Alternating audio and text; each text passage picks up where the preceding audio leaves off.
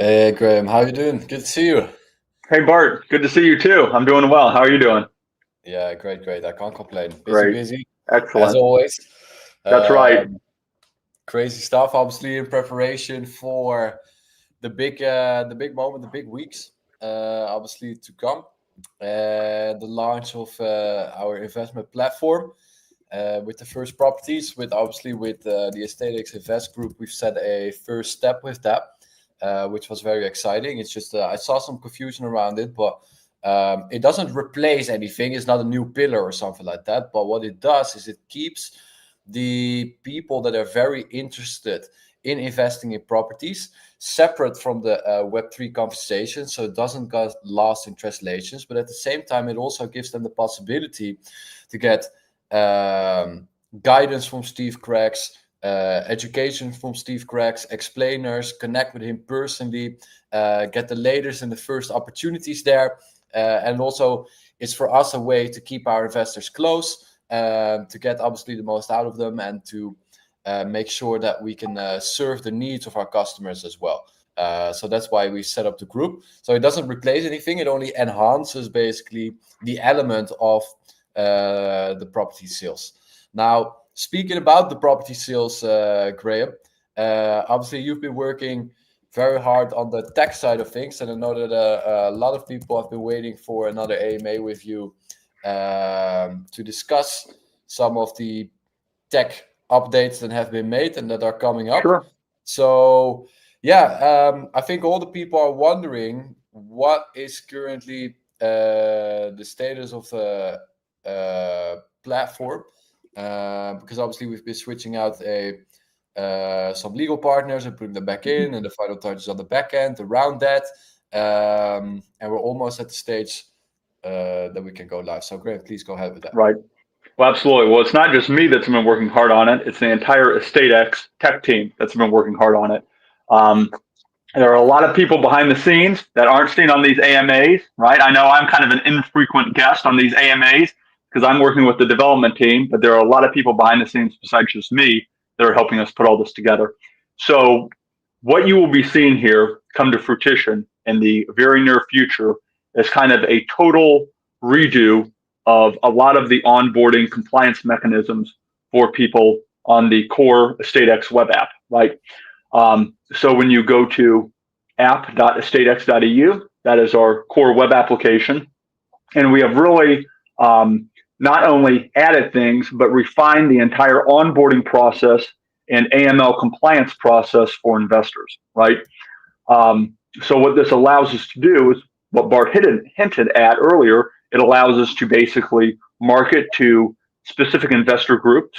It allows us to onboard a lot more properties and be compliant in that onboarding process for properties and users to participate in those property offerings.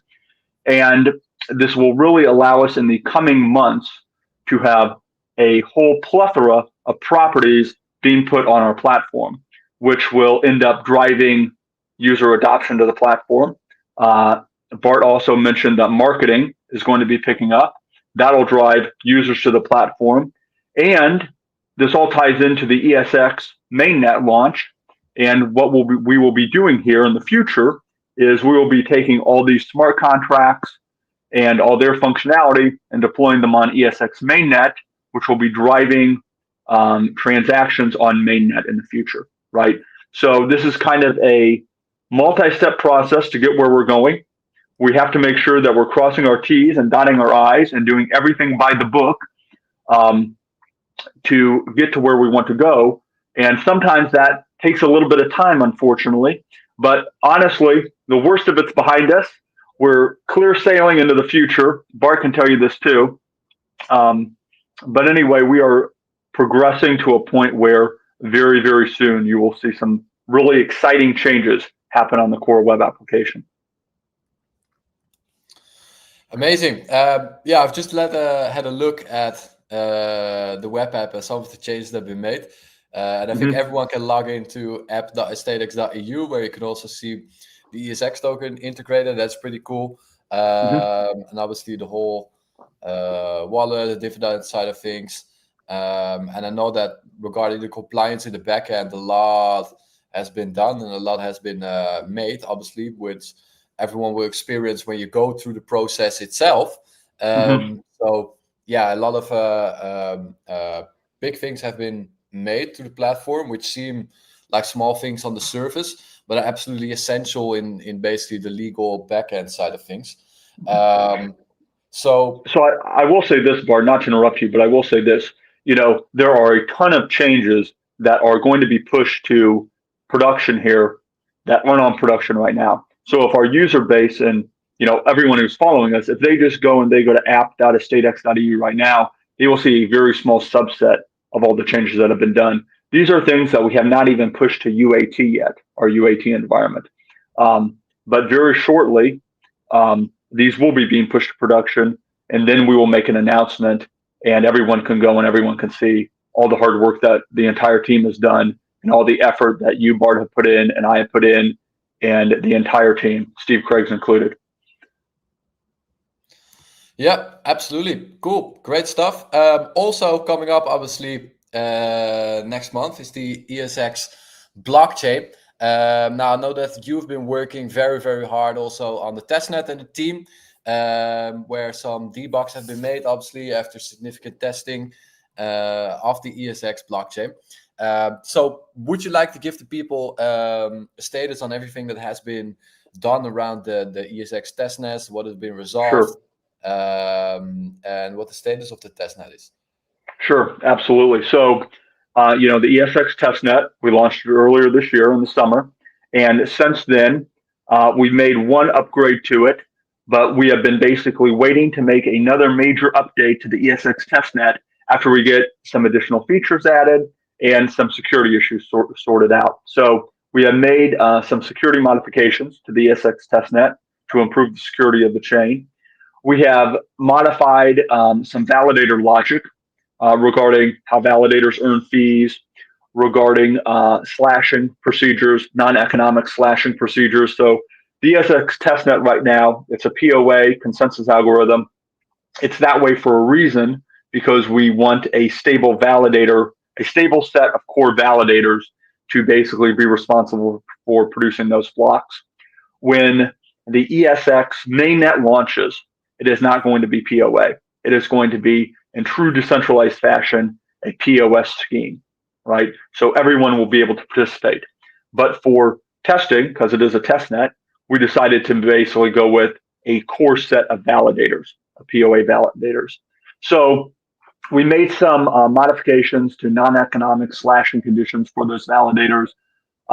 We've also added in a governance palette into the ESX testnet.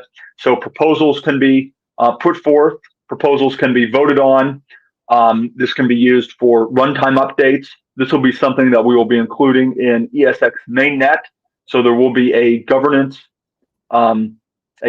mechanism for all the POS validators to take part in, which is exciting because we're getting community input right into what transpires on the actual ESX mainnet. So in true decentralized fashion, we are differentiating ourselves from our competitors. A lot of our competitors, they have lockdown validators that are corporately owned, and they don't really care about what the community has to say. And this is how we are setting ourselves apart and really going back to the original ideology of the cryptocurrency movement, while also maintaining our compliance in all these different jurisdictions that we're trying to expand into and have offerings in. So I would say that within the next, probably by the end of this month, there will be an ESX testnet upgrade, and everyone will be able to see that. And a lot of these new features that I just mentioned will be incorporated in that update. All right, great stuff. I know that Graham, you're also working with the team on implementing a sort of a wallet system within the ESX blockchain. I know that people have been wondering about that. Could you explain a little bit more about what it is, what people can expect, and what the functionality is? Sure, absolutely. Well, this is I don't know how much I can give away here because a lot of this is hush hush and secret confidential information. But we are working on our own wallet for the ESX blockchain. We've looked at what is in existence on the market right now. We've tried to cherry pick the good features, leave out the bad features, and the whole rationale behind designing our own wallet and coming up with our own wallet is there are a lot of very specific RWA use cases, right? Because we have to keep focus on the fact that RWA is where the company is transitioning into. We started as a real estate company, right? Trying to democratize real estate. That's still our main focus and target primary market. But this platform and this ecosystem we're developing, it is so competent and able to fulfill these different facets. It would really be a detriment to everyone if we just focused on one small subset of what it could satisfy, right? So to be able to integrate in with our blockchain, right? It is really ideal to have our own custom wallet.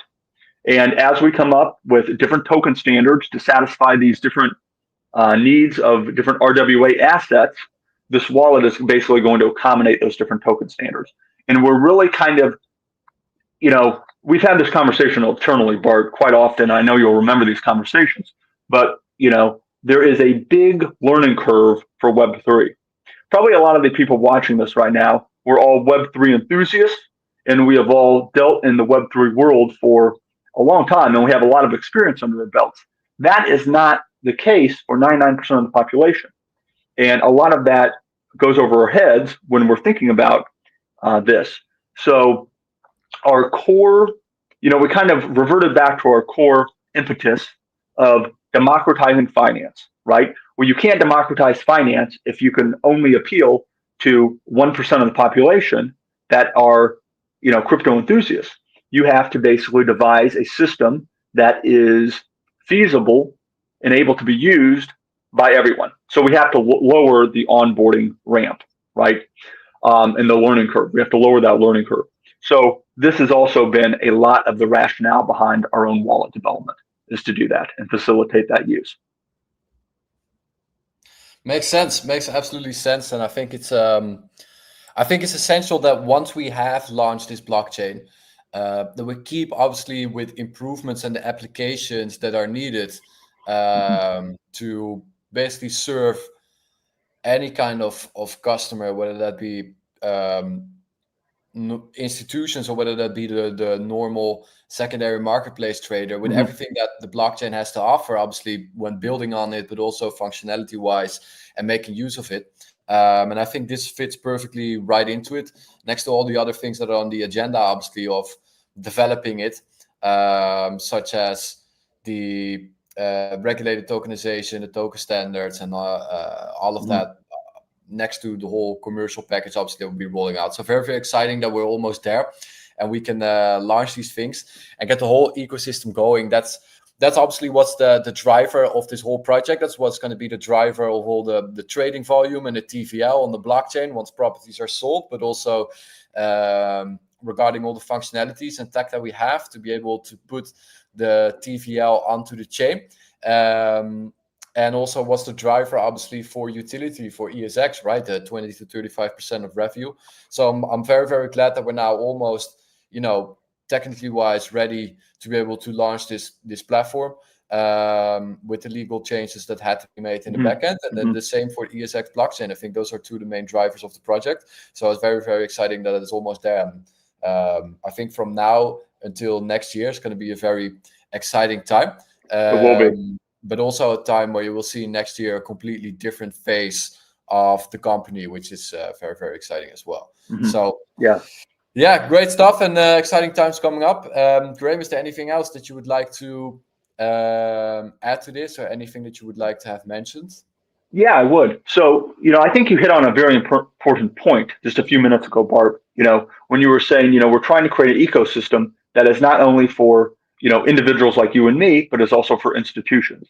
And a lot of people lose sight of the importance of that, right? This is why you have all these different, and maybe I shouldn't give away the secret as to why they're unsuccessful, but I'll give it away to the people on this call.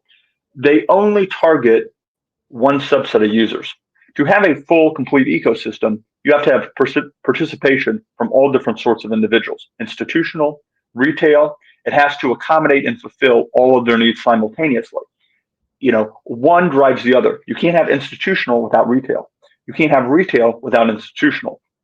And like you said, Bart, a lot of what has been worked on in the past few months has been compliancy things, back end optimizations, things behind the scenes that aren't always the most relevant to everyone, but these are core critical building blocks that had to be done. You cannot build a house without a strong foundation. And Exactly. we would be not doing we would not be doing the correct thing by neglecting that and rushing ahead and getting the cart before the horse and trying to roll something out without all the proper framework in place. And now that that proper framework is in place now, like Bart said, you're going to be seeing some really exciting things come up on our platform, on the blockchain. These next year are going to be start synchronizing with each other, right, and complementing each other as they tie into each other. And I think, honestly, Bart, like you said, the year 2026 is going to be a very transformative year in the EstateX company and in the EstateX ecosystem. I think so too. And also people need to remember, that once a new CEO comes in that wants to put his vision out, obviously some back-end changes have to be made. And like like Graham said, you need to build a proper foundation before living in your house and being able. I think we also need to learn from mistakes in the past and make sure that what we put out is solid and ready to have a clear and proper follow-up, as you don't want to put something out and then have major pauses in between. Once you roll it out, you want to go boom, boom, boom, boom, boom, and you want to make sure that the acceleration on the growth is exponentially fast instead of having long breaks and pauses in between. So that basically means that we need to learn how to walk before we learn how to, we need to crawl first, then walk, then run, that type of thing. So obviously learn how to swim before you get into the water. So if some back-end changes have to be made and it takes some time, it's obviously the best thing to do that as soon as possible. However, that might cause some obviously seen slowness in the project. But once everything will go live, you will see the acceleration and the fastness of that. And that is what we've been trying to achieve. And obviously that needs some certain changes where a lot of people obviously have the impatience for that, which is understandable, but those are things that need to be made.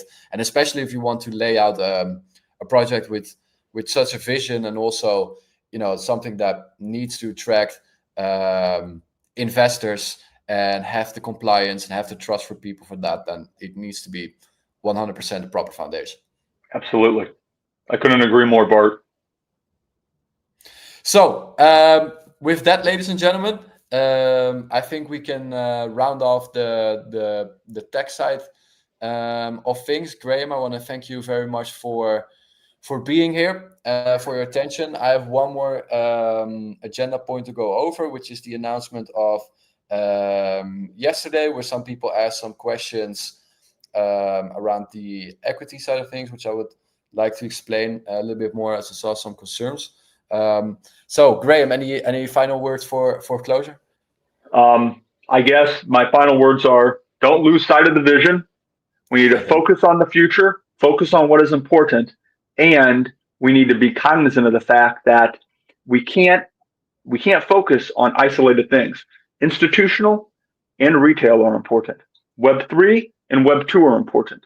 And being compliant so that we can target all those different groups that have all those different unique use cases will ultimately result in a much more beneficial outcome than rushing ahead and just targeting one. We need to be holistic in our approach. So those will be my closing words. One vision, one future, one EstateX for everyone. I couldn't agree more. Graham, thank you very much for your presence, and looking forward to the next one. Okay, me too. I'll see you everyone later. Thanks again, Cheers. guys. Bye. All right. Didn't want to hold up Graham much longer because I know he's very, very busy with running the tech side of things and the tech team and everyone. So yeah, last agenda point to go over from my side, ladies and gentlemen. is some questions about the equity, where I saw some concerns and stuff like that. So basically, I wanted to put the announcement out to just grasp people a little bit of the idea of what's upcoming. Now, I saw some obviously detailed clarifications, and those will come up very, very soon. And they will be given also within the Unicorn Club, which launches at the end of the month. So that is where everything, all the details, the valuation, exchange rate, all of that, will be given. So that will come up 100%. Now, I will give a couple of clarifications on some concerns that I saw, as some people asked, like, what's going on with the Web3 side of things, etc., etc. I think that some people got a bit confused because of the wording of Steve Craggs, but obviously he is very, very much Web2 engraved, as you guys know. So it takes a little bit of time to get some knowledge in him, and then some terminology might get wrong. But obviously the whole company, everything is Web3, as it goes with tokenization, right? So when he's referring to Web2, in his eyes, the sales of properties is something that is Web2, which is not 100% Web2. Obviously, it has a Web2 component to it, but it obviously all gets facilitated by Web3. Now, the whole center around that is obviously still the ESX token, where everything goes to and is engraved with, etc., etc. So the fact that some people are concerned about the ESX token doesn't make any sense, honestly, because nothing has changed about that. It's still the main currency of the blockchain, where everything gets tokenized on, where every institutions that tokenizes on, or new projects that will tokenize on the blockchain, or whether it will be the properties that we sell on the platform for the TVL, everything will still be on the ESX blockchain, with the ESX token as obviously the gas token, so the main token of that blockchain that facilitates the whole chain. So nothing changes about that. Additionally, also what does not change is everything around the 20 to 35% of company revenue.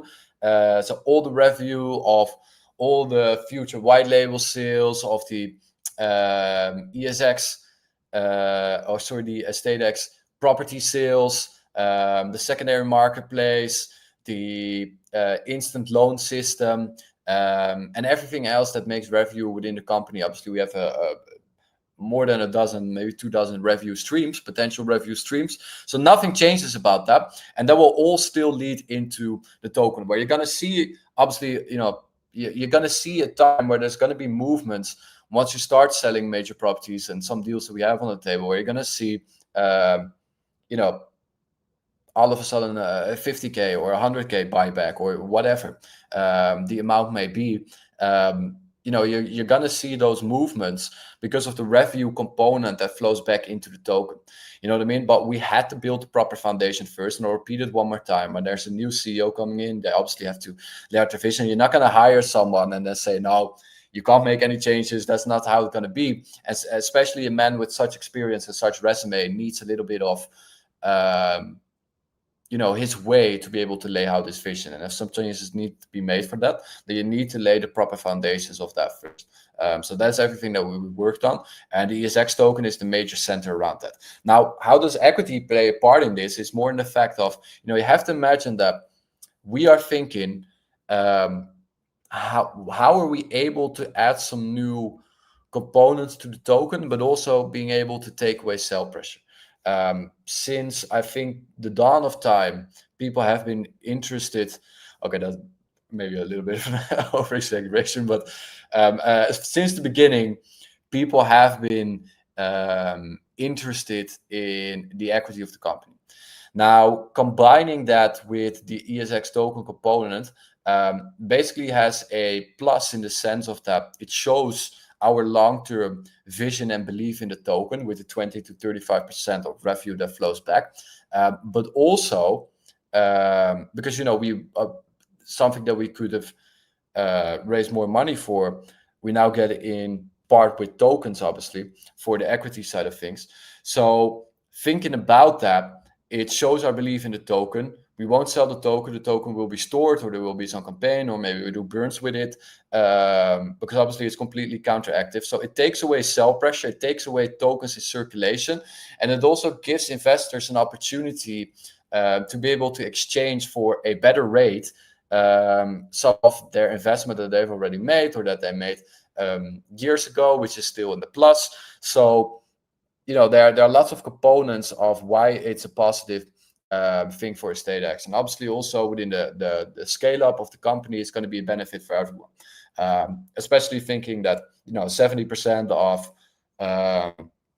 the revenue, or 80 to 65% obviously stays within the company for development, but also for dividend payouts, which obviously, you know, equity holders share in, etc., etc. And you're more exposed, I think, to the complete upside, and it gives you flexibility in what you want to exchange it for. Plus, it takes away sell pressure from the token, which obviously always has a positive result on the token. And will also, once those revenue figures kick in and you see those buybacks actually coming, then that also translates into more investors wanting to get in, and obviously, you know, you profit off of that. So on the equity side of things, you have full upside. Also on the token side of things, you have full upside. So it all plays and intertwines into each other, and that's why we've done it. And I'm happy to answer any more questions that people might have. So I hope that is some clarification. I'll be active in the group as well to answer some any more questions. And the Unicorn Club will get a lot of info from behind the scenes people that we are involved with, upcoming meetings that we have, and all the other stuff. So, ladies and gentlemen, thank you very much for your attention. It was a pleasure to be on an AMA for you guys once again. Next week we have another one at least scheduled. So I will keep you guys posted on that as well. So any questions, feel free to ask, and I'll catch you guys later. Cheers.